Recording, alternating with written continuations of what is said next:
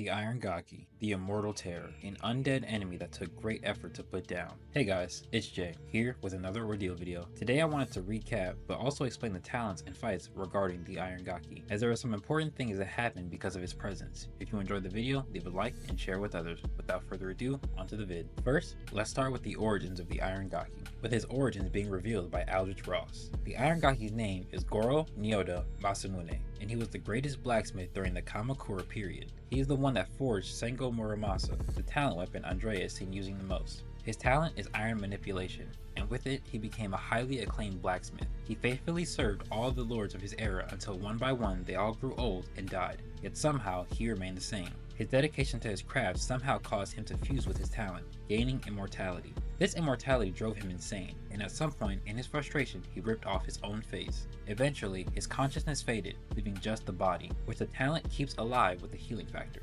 Goro dedicated his life to serving his family's banner, and even now the talent fulfills his will. At some point, Kaguya manipulated them into buying Goro and their banner. The Iron Gakki was originally sent to Greenland as one of the pawns in Veal's plan to secure the life and death boxes, and he was more than likely there when the Titan generals attacked Pedersen. As we see Bjorn say, there's a kimia with chi that may rival his own, and this was before the month training with Che. The Iron Gakki's initial showcasing was against Andrea. When she initially squared off against him, she compared his chi to that of Leo Thomas's. They clashed multiple times, with Andrea even using the Bada Jutsu, but to no avail, as the Iron Gakki easily dashes out of the zone. Approximately 9 clashes occurred, and in those 9 clashes, the Iron Gakki added 5 pounds per clash to Muramasa, making the weapon heavier from when they originally started fighting.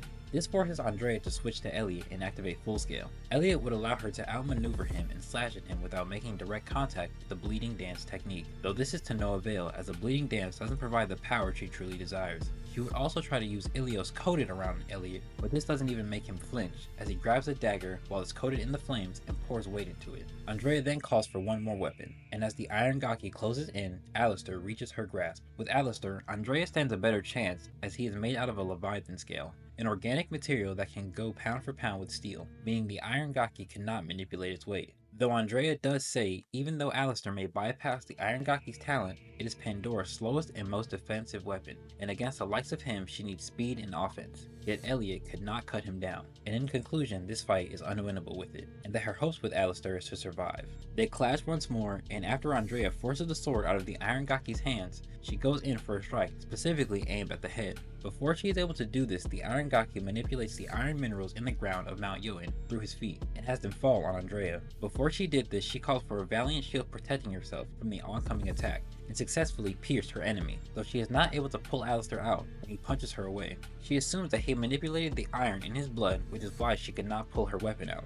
She asks if that's the case, why there is no sense of blood, and figures out the black liquid that flows through him is not blood, but is liquefied metal. From this, Andrea comes to the realization that he is not a naturally living being, and that he was dead before they crossed paths. As the events of Bjorn vs. Veal occur, Andrea's fight goes unnoticed, and when we cut to her again, the Iron Gakki is hammering away at the Valiant Shield dome. And when we actually see Andrea, she is in a poor state, as her arm has been cut off, and we see Tevin's rhino hide covering her as a means of added defense. Quick side note, Tevin was doing this subconsciously as he was still unconscious from when Kaguya knocked him out. We then see Che flying around looking for Andrea, and when he sees the Iron Gakki, he lets off a blast of flames. He then lands and follows up with a slash of Vincer, though this doesn't faze him. As he activates his shield, Mahalalel tells him this enemy is different, and that the stench of Veal is upon him, guessing that his chi was increased by the blood user. He then tells Che he cannot exert himself, as he has no energy left to sustain War State much longer, adding that he knows his words carry no meaning for him as he has already been consumed by grief.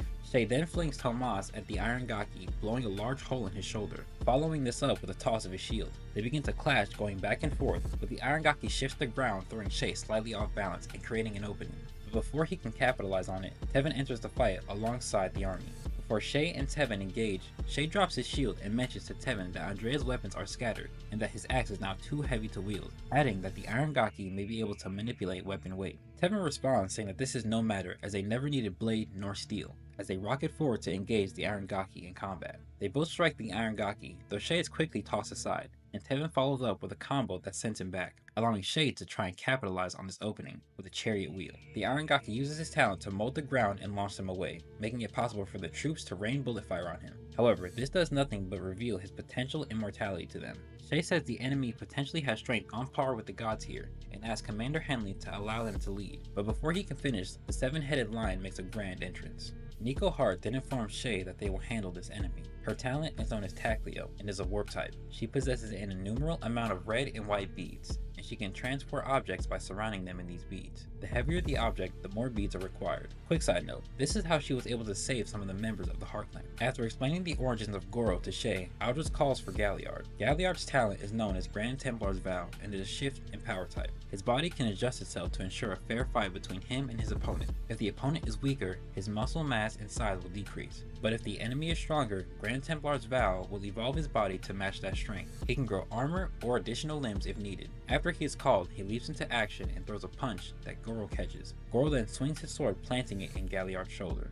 This, along with his previous punch being caught, allows Grand Templar's Vow to activate and grant Galliard a second pair of arms that he used to hold Goro in place. Aldrich then calls for Avalon Knight. Her talent is known as Tremor and is an elemental and control type. She infuses her chi in the earth, allowing her to gain full control of it. Through her training, she is able to create structures and objects from the ground. She creates a massive structure that lifts her and the other heads as well as Goro into the air. Aldrich then calls for Mariana Alphonse and Hanjiro Hebi to hold him off while he prepares his seal, noting that it will take some time and that they all know its cost. Goro headbutts Galliard away while Mariana and Hanjiro close in. Her talent is known as Gear Gyodin and is a kinesis type. She gains rotated and bladed feet, and she can adjust the speed of them by increasing their gear. The higher the speed, the more heat is produced. When she first strikes Goro, he guards with his sword, but when she increases her gear to 6, she is able to slash through his throat. His talent is known as Lion Gauntlet and is a creation type. His chi manifests into pure gold gauntlets, Lion and Lioness. Lion, the right hand, produces powerful paralyzing roars.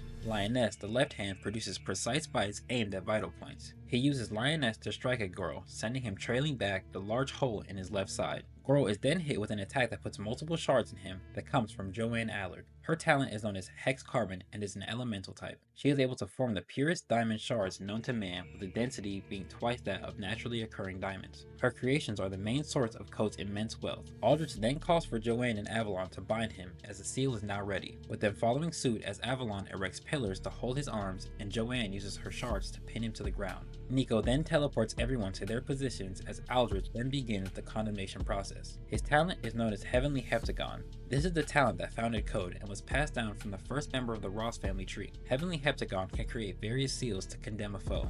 However, the greatest seal, Ordained Judgment, must be permitted by a higher power at a great cost. Aldrich says that it was an honor serving with each and every one of them, with their response being it was their pleasure, and in service to others, they offer their lives. As the sealing process begins, dark clouds roll over Goro. Aldrich then says, I, Aldrich Ross, son of Adam Ross, sixth of my lineage, bear this burden, and with great humility I hereby condemn you to the Ordained Judgment, with a massive purple sword coming down past the clouds. It then strikes Goro down the middle and crashes into the earth. 3 hours following the attack and the sealing of Goro, we see Che and the chairman conversing. Che says that he was late and asks how he was able to kill something that powerful.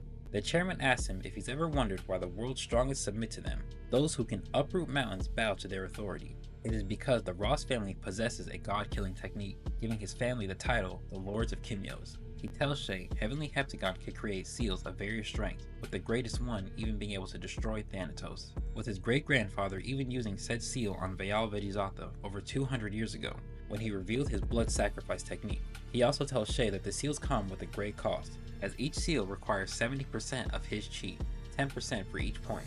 But Ordained Judgment, the greatest of them all, requires 80% of chi from 6 powerful Kimyos of close relation and 100% from one, as we see the other heads mourning the loss of Avalon Knight, who had stage 3 leukemia and can now rest. And that is all you need to know about the Iron Gakki and the things that involve him, which includes his fight with Andrea, his fight with Che and Tevin, and his fight against the 7 heads of Code, all led to him being sealed. If you feel like I missed anything or have any questions, leave them in the comments. And let me know how much stronger you think Goro would have been had his consciousness not faded away.